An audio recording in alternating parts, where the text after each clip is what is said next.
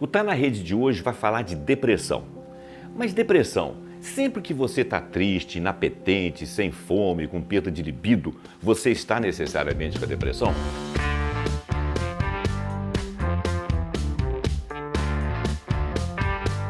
Olha só, a depressão, ela tem uma etiologia definida. Parece ser um desequilíbrio nos neurotransmissores, dopamina, serotonina. Esses neurotransmissores parece que causam uma dificuldade química no cérebro e com isso você tem uma transformação no cérebro que repercute no corpo. Por exemplo, dores de estômago, falta de apetite, falta de libido, insônia ou excesso de sono, são características específicas da depressão. Mas nem sempre que você está triste, você está de depressão. A depressão é um transtorno que afeta a mente, mas também o corpo. A predisposição genética e o ambiente são, em princípio, dois dos causadores do distúrbio. A herança genética por si só não é fator determinante para que o problema se desenvolva. As condições de estresse na escola, no trabalho ou em casa podem ser o gatilho para que a depressão, se manifeste nos que são susceptíveis geneticamente. A depressão é causada por uma complicada combinação de fatores biológicos e psicológicos que lentamente vêm sendo revelados pela ciência.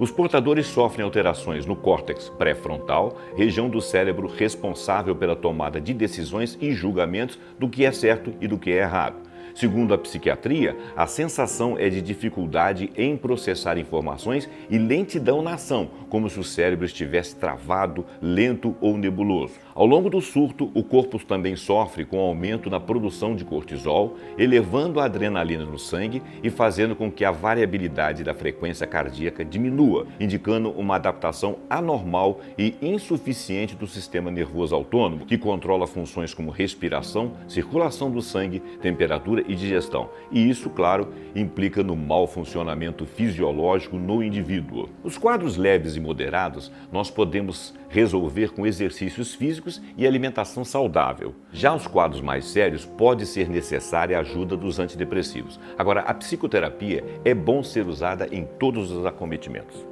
Um estudo realizado pela Organização Mundial de Saúde divulgou um relatório global apontando que o número de casos de depressão aumentou de 18% entre 2005 e 2015. São mais de 322 milhões de pessoas em todo o mundo e a maioria são mulheres. A depressão é a principal causa incapacitante em todo o mundo e contribui muito para a carga global de doenças. A prevalência de depressão no Brasil é a maior entre as nações em desenvolvimento, chegando a 10,4%. Ou seja, 21 milhões de indivíduos. As taxas de morte relacionadas a episódios depressivos, incluindo suicídios, aumentou 705% por aqui desde os anos 2000, segundo a pesquisa do jornal O Estado de São Paulo. A depressão tem sido chamada de o mal do século e é sempre associada a muito preconceito e desinformação.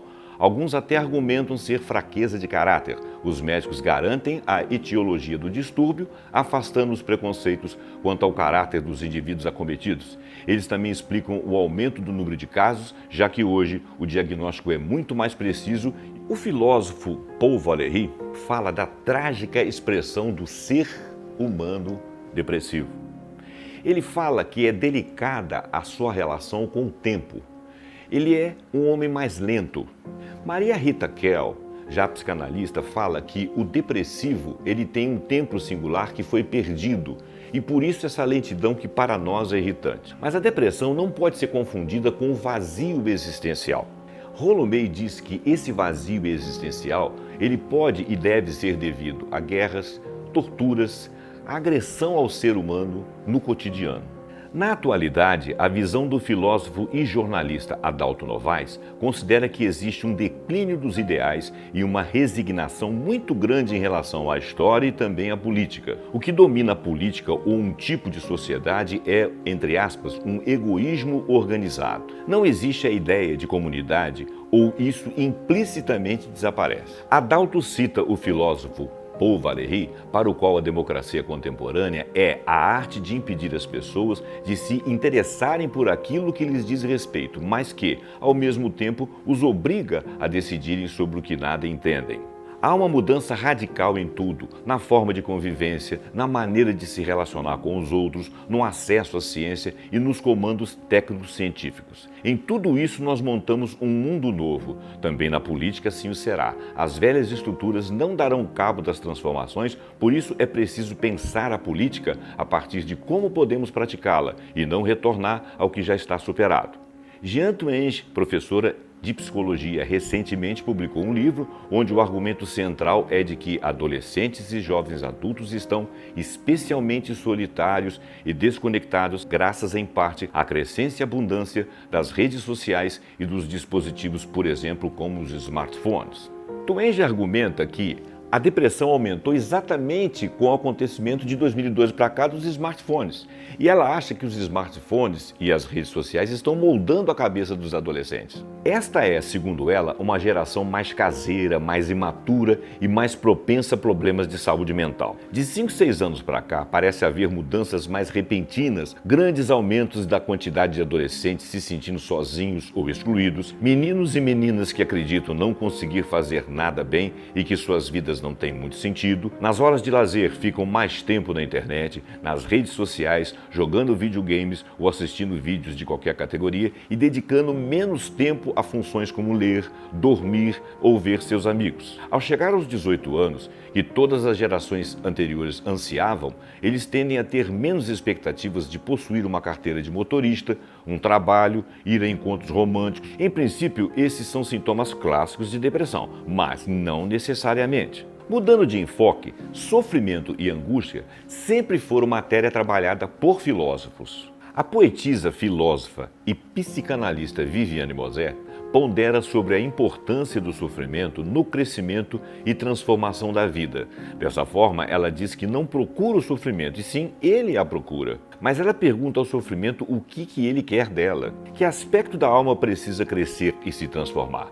Ela remata: o que é que nós temos na civilização? Ora, o valor da vida.